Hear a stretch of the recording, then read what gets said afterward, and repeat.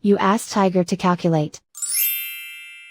This deals with linear inequalities with one unknown. The final result is w equal or smaller than -2.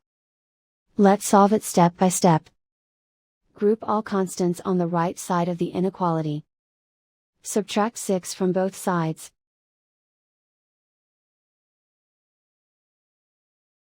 Group like terms.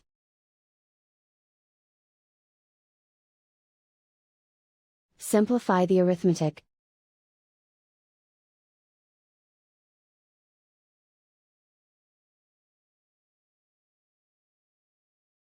Isolate the w. Divide both sides by 2.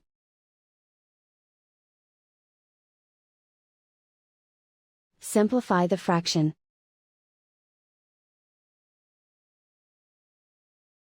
Find the greatest common factor of the numerator and denominator.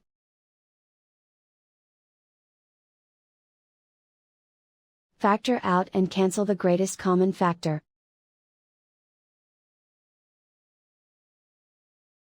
Plot the solution on a coordinate grid. And so the final result is w equal or smaller than -2.